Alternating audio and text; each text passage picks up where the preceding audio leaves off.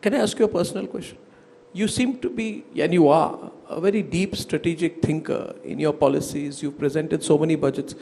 When there is a shallow political argument against you, like when Rahul Gandhi said that how many people from which caste are in the halwa ceremony, a lot of the people in the audience, they were not amused, they were baffled at the nature of the question that was put to you, because you're a serious person, and running a finance ministry, being finance minister of India is serious business. You don't wake up and think about political issues all the time. How do you respond to it? You've been through personal attacks, people have underestimated your ability, you've every time come out strong, but when, after all these years, that kind of an argument was put, when that attempt was made to pull you into what I call caste card politics, what goes on in your mind? Because there's a politician also somewhere. So, no, but I also think, other than attempting to pull me down, he's doing a disservice for the cause that he pretends to take up.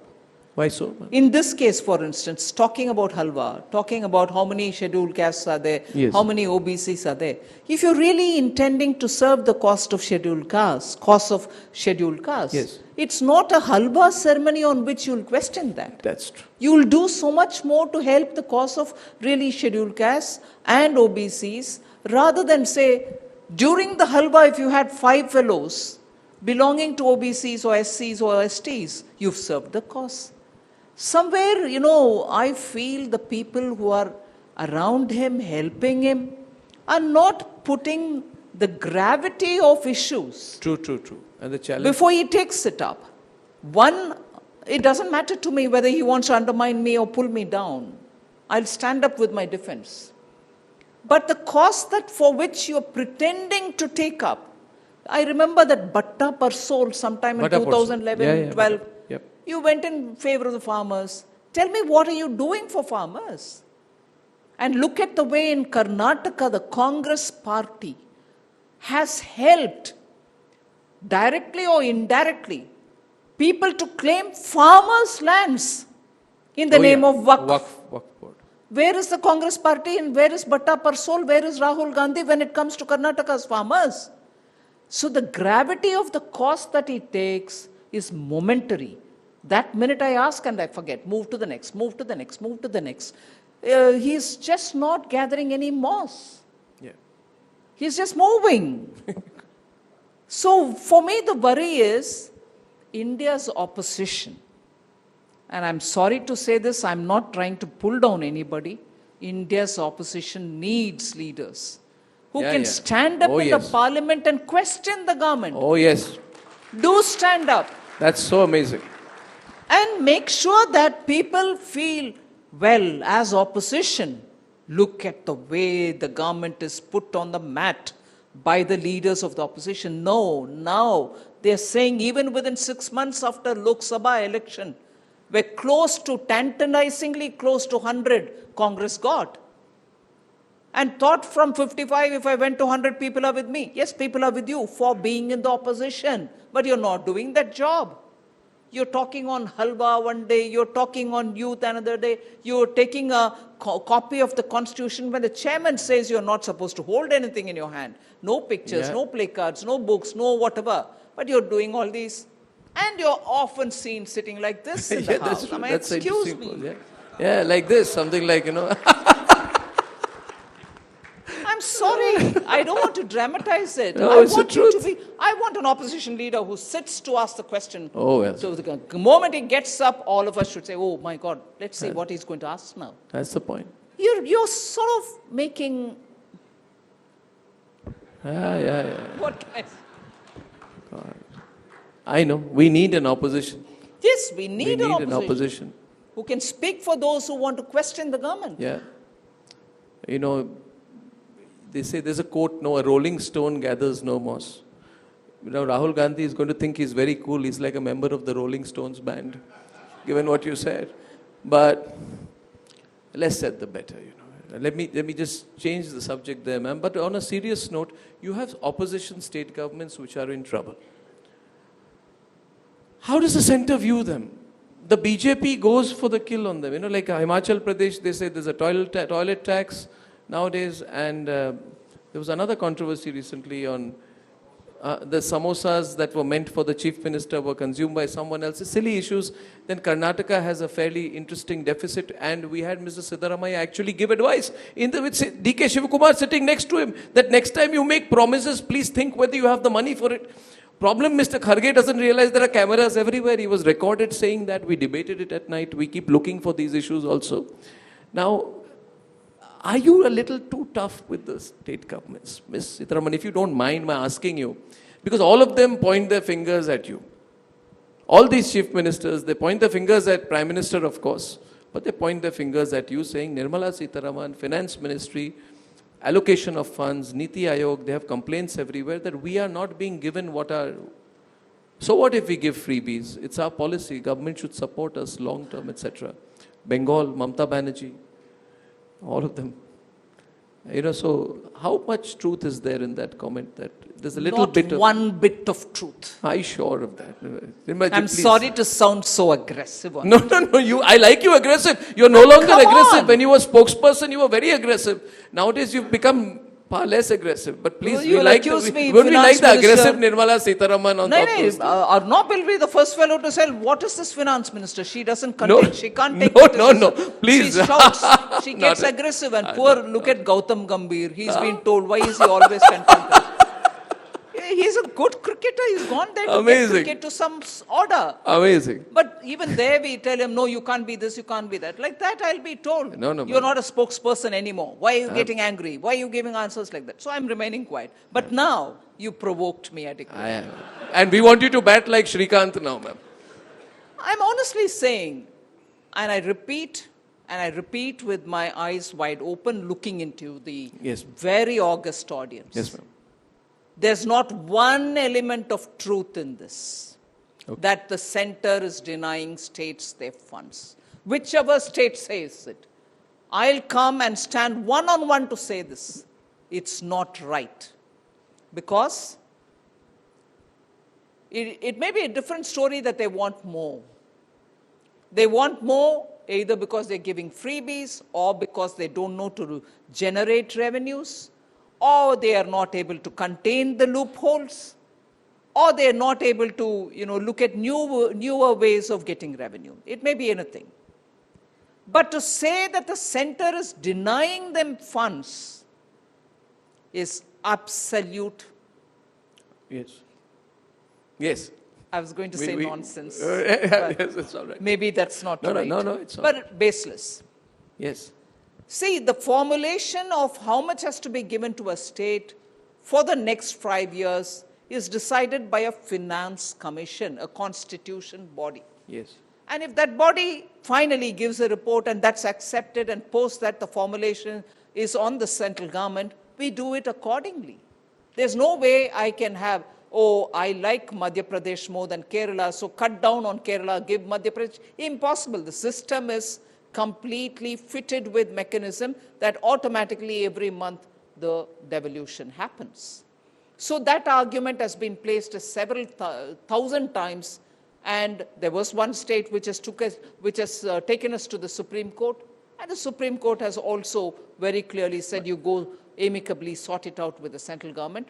On the larger issue of whether the central government should oversee the borrowings of the state, which is Article 293, given in the Constitution, an authority to the central government, because sovereign guarantee is given by the central government for states' borrowings. And therefore, the central government is vested with authority to oversee borrowings of the states. And legitimate borrowing, let us say now, 3% of their GSDP, cannot be denied and cannot be put under condition. I don't put conditions for you to borrow if it is within the 3% limit. But Bengal, for example. So whichever state, within your reasonable, permissible limit you borrow, nobody can say no. But beyond that, and aside from that, you create newer bodies which don't have the legitimacy to borrow, which don't account to the state assembly, whose revenues are not controlled by the assembly. If such bodies are made to borrow, and to them you give the right of your duties, meaning liquor policy, you have excise duties imposed on every bottle which is sold, And through that the revenue comes, and you have to come to the house, meaning assembly or the parliament, to say how much you earned. Now, suppose you transfer the right of the excise completely to this body which is not accountable in the assembly, and say the revenue earnings coming from the excise duty will go to this body, with that they'll pay the loan, and the borrowing is taken without any kind of restraint. CAG has pulled up states saying, what are you doing? This money which comes out of the excise duty should go to the assembly, it should go into the budget, should be accounted for, and the votes sought in the house. If that is for the next 5 years siphoned off to this body which is not accountable to the assembly, CAG pulls it up. And we say, no, that is not allowed. That kind of a borrowing is not allowed, because we have the right to oversee these kind of borrowings also under Article 293. They then say, oh, the center is controlling me. Is this right in the first place? These kind of anomalies happened, highlighted by the CAG, questioned by the center, and then they make such noise to cover up these kind of wrongdoings. What is due to states, to any state, to every state, goes and goes in time. I will challenge in the 5 years that have been here, and so with Arun Jaitley's time. I will challenge if money has been delayed to any state. If you don't submit your certificate of utilization and then expect me to nevertheless give the money, obviously it won't happen. Submit your utilization in time, get your money in time. So there are so many.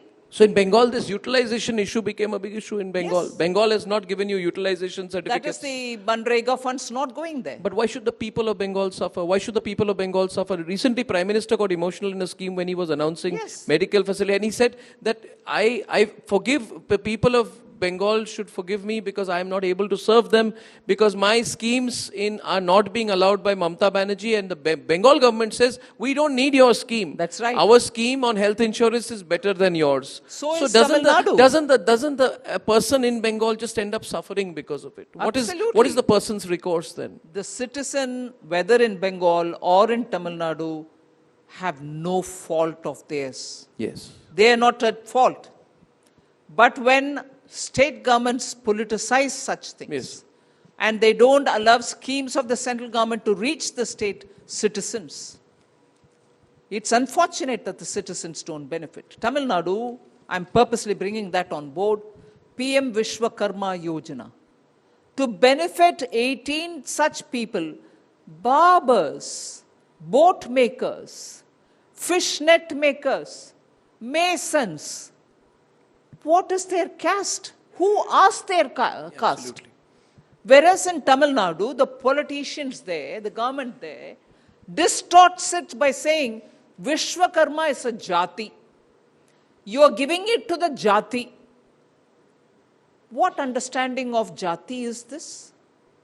And what understanding of the Vishwakarma scheme is this? When we have named 18 different activities, even if you look at the jati, are all these 18 in one jati? First of all, jati, the varnan itself is wrong. And there they've denied by giving a false argument saying PM Vishwakarma is a jati-based scheme. It's not. 18 different types of skills with which ordinary people are working. We are trying to give them skills, we are trying to give them kits, we are trying to give them some payments, and we are also extending subsidized loans so that they can build their occupation better. Tamil Nadu denies.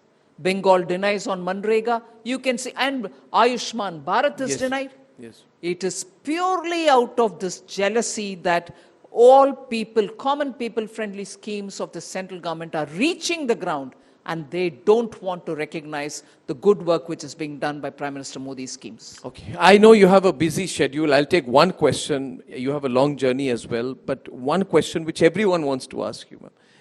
You are making changes to the IT Act. On the tax issue, what can people expect broadly? I'm sure this question on tax is on everyone's mind. We are told there are changes being made, improvements being made on the IT Act. Some people talk of tax terrorism. I can see people smiling. Rasisha is smiling. Everybody's looking for that answer from you. What can broadly, whatever you can share at this stage, because you are doing some deep dive consultations, what can people expect on the tax front and the IT Act, ma'am? I've said this in the budget. It is completely to simplify the IT Act. You know the IT Act as a book, if you want to refer, you're referring to a tome like this. And there are always clause, sub-clause, explanatory, facilitation, enabling clause, and so on. We want to make it downright simple so that there is no room for misinterpretation. We want the language to be simple. We also don't want too many conditions and caveats. So the rewriting in a way of the IT Act, which has been pending for some time now, Yes. we all talked about the direct taxation code and so on. So the work is going on to make sure it is completely brought down to the at most simple way of handling.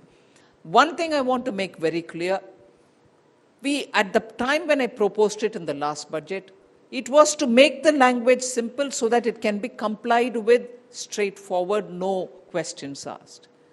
And even at that time, I didn't talk about rates being brought into this simplification. Because rate is something which I have to go to the budget and also through the budget to the parliament.